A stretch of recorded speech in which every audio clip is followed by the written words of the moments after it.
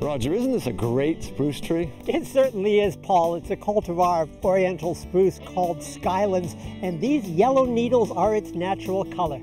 You know, it has a very slow growing habit. My favorite feature, though, the deer just won't eat it. They don't, and this color lasts all year long. Hello, I'm Roger Swain from Horticulture Magazine. And I'm Paul Tukey from People, Places, and Plants Magazine, and welcome to our show. In this week's People segment, we're going to meet Kathy Bradley, our gardener with one of the nation's shortest growing seasons. In our Places segment, we're going to visit a farm where they still harvest their crop one potato at a time. I'll show you how to press your own apple cider. And some food for thought. Yes, and why every pond or lake needs a buffer of vegetation. It's all coming right up.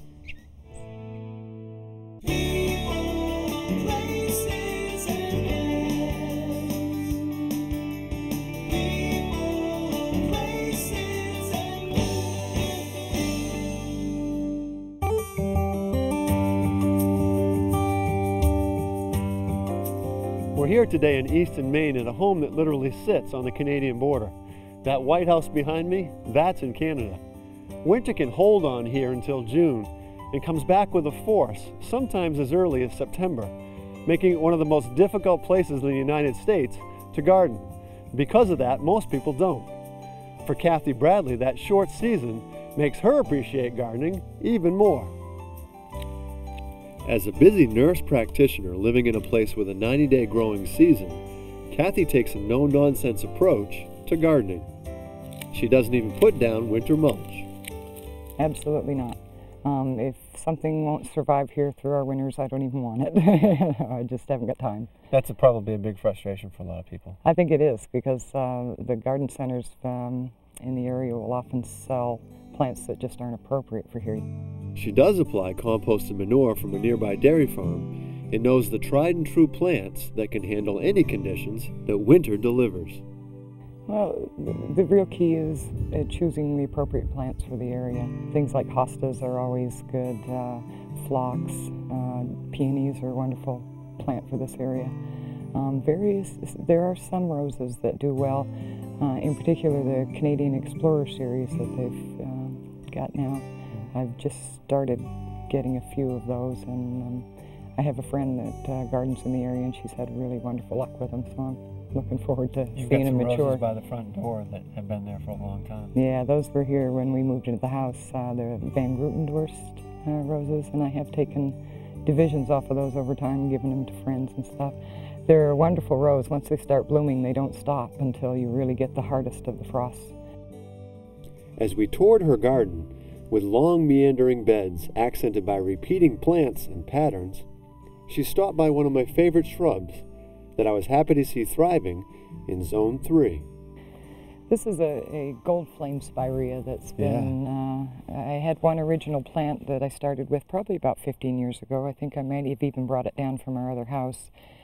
And over the years, the branches will touch the ground and they'll take root, and I'll get new plants off of it. So I've probably got 15 of them now. It's one of my favorite plants. It really is a very bright yellow in the spring with the bulbs, and it's been incredibly hardy. I never have any dieback on it, and just a nice color throughout the season. It really does. And you've got the sedum over here that also... Yeah, the autumn joy, standard. I think everybody has an autumn joy. But it does give you 3 seasons of interest anyway, and in this case 4 seasons of interest, because those will look good once they go brown. They do, and they look great when the first snows come and they kind of stand up there and hold the snow up. And here's an annual that the frost doesn't bother at all, obviously. And you're going to get stung. No, I'm not afraid of bees. Yeah, the alyssum's one of my favorites, and it does self-seed itself in my garden. So, and again, as you say, it doesn't get affected by the early frost, so it continues with its color for a long time. This immaculate garden, like so many others I've visited through the years, was a reflection of its gardener. This garden's Kathy. It's full of surprises, it's beautiful, it's organized, it's thought out, and it really shows what a lovely person she is. Naturally quiet and shy, Kathy said she's always surprised when people make a fuss about her flowers. She does photograph them herself, but keeps gardening for the most part as a very personal passion. She really enjoys her garden, and it gives her the peace that you need after a day of working in medicine. Before I left, I put Kathy on the spot and asked her about any mistakes she had made through the years. All kinds of mistakes over the years, Yeah. things you bring in that don't work out, or things you place that you know are wrong after they attain maturity. And I asked her for some parting advice for beginners. Make sure you understand the hardiness zones and what will survive in the area, because there's nothing more discouraging than to pay $20 or $30 for a plant and then have it die over the winter. That's probably the biggest complaint I hear from people who are mystified by gardening or think they don't have a green thumb. It's just because they didn't realize that they bought something that was destined to die. With the sun going down here in Easton, there's a definite chill in the air. It was 75 degrees this afternoon. Locals say there's going to be a frost tonight. That's 4 already. It's going to be at least 9 months until the danger of freezing is past. But you can bet Kathy Bradley will be counting the hours.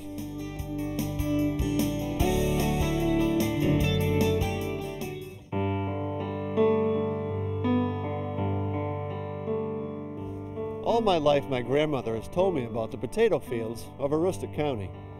Her father grew potatoes and her father's father grew potatoes. And she said that in her best days she could pick 100 barrels of potatoes by hand. That's the equivalent of about 600 5-gallon pails. Well, today, giant mechanical harvesters can pick an entire field like this one in just a day. And as the industry has changed, most small farms have closed, and the owners have moved away from this notoriously poor county.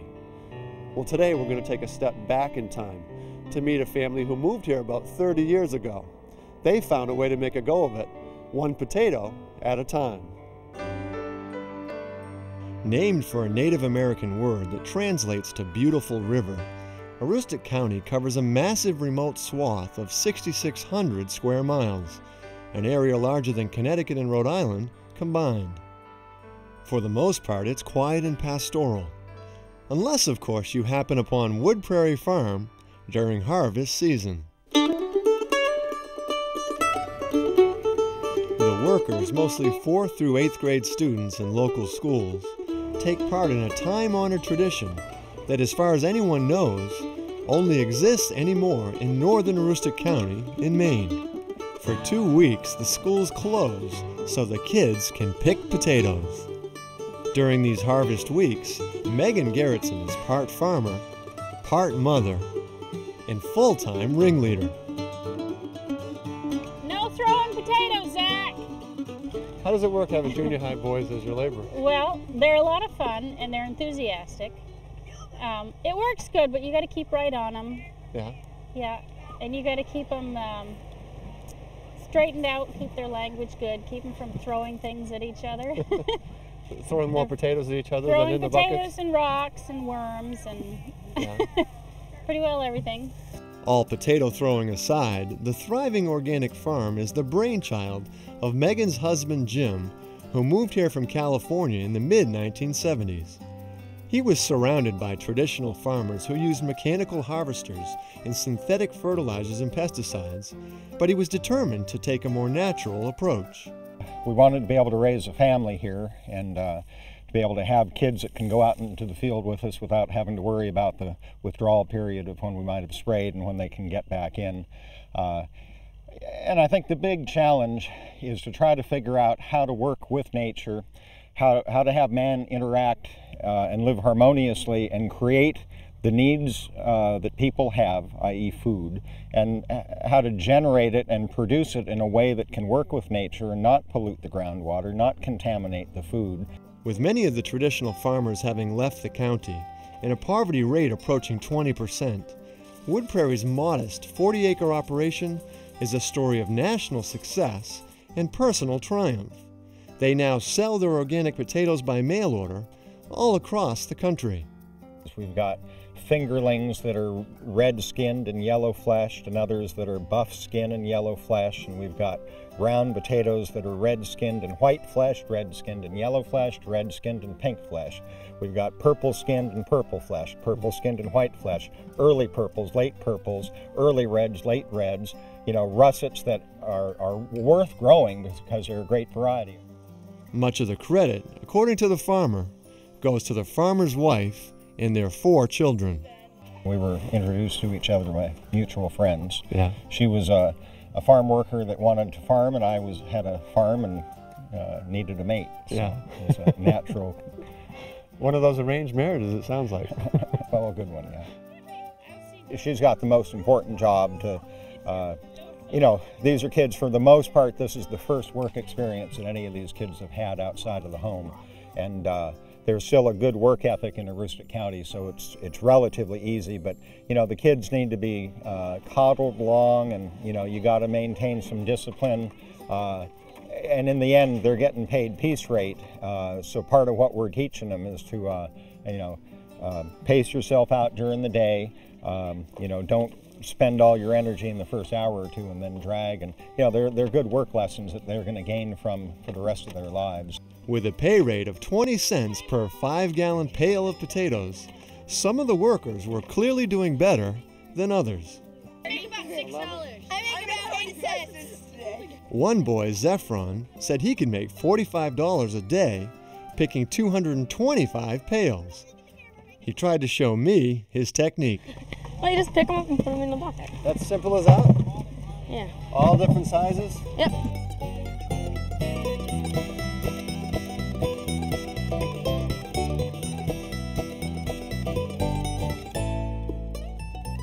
It took me 4 minutes to make my first 20 cents, a rate of about $3 an hour. Okay, now you filled your bucket up and look at my bucket. I'm not doing so well. I decided maybe I'd be better at Caleb's job, but maybe not. Jim and Megan's 10-year-old son has been driving the farm truck since he was 6 years old. Here at my home garden, we grow a couple of rows of potatoes, and it probably takes about an hour to dig them up each fall. And hey, Bud, how'd you like to pick potatoes all day long? If you pay me 20 cents a bucket. 20 cents.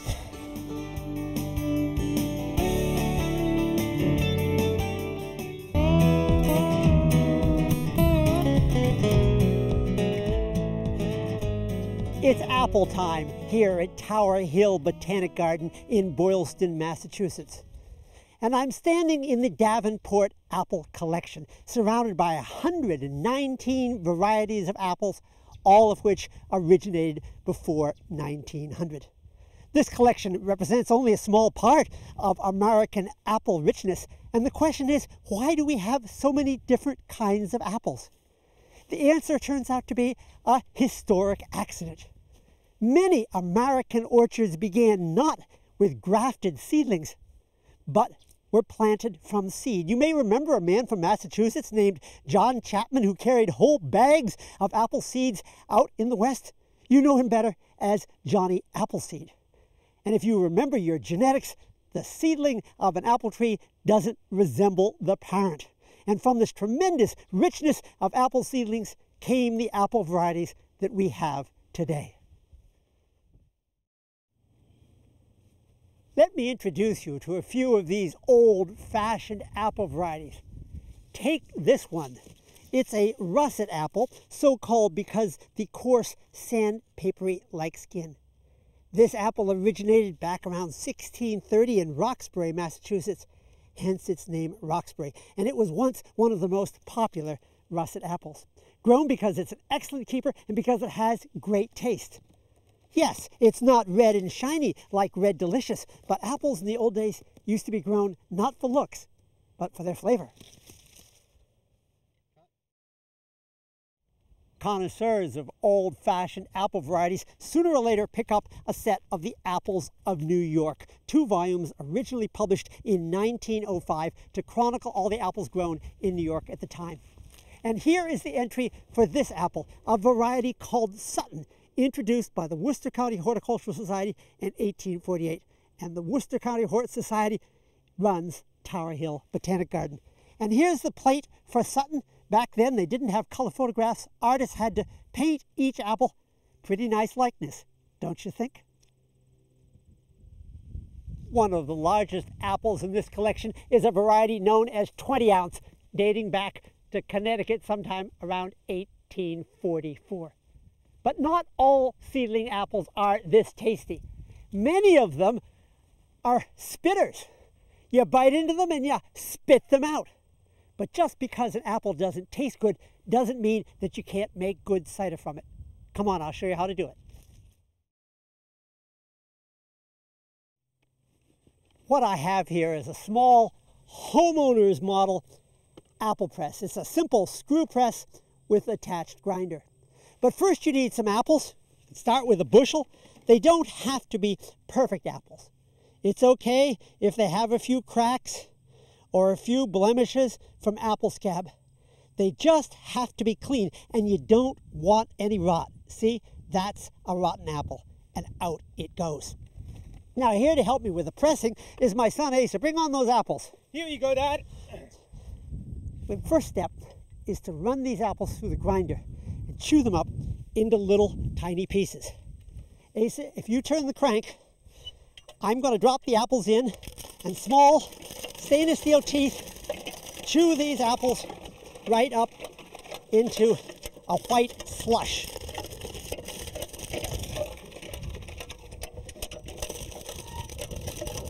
The slush is dropping down into the pressing basket.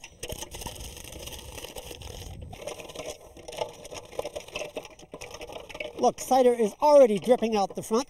Now that the basket is nearly filled, it's simply a matter of folding the liner over on top of itself, sliding the basket forward so that it's under the screw of the press, putting on a wooden press cap. Now, Asa, if you'll just dial that down, spin that right down there until we engage the block, and then take that beam and you'll get a lot more leverage. You can get up to 3 gallons of cider from a single bushel of apples. And here it comes. What are you going to do with all this cider? Well, for starters, you better drink some right away. Here, Asa, help yourself. Thanks, Dad. Commercially, they filter and pasteurize apple juice. I prefer to just put it in a gallon jug and put it in the freezer and freeze it solid.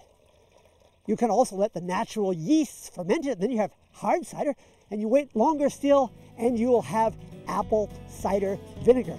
But whatever way you choose to imbibe your apples, know that you'll be getting in touch with the roots of American apple history.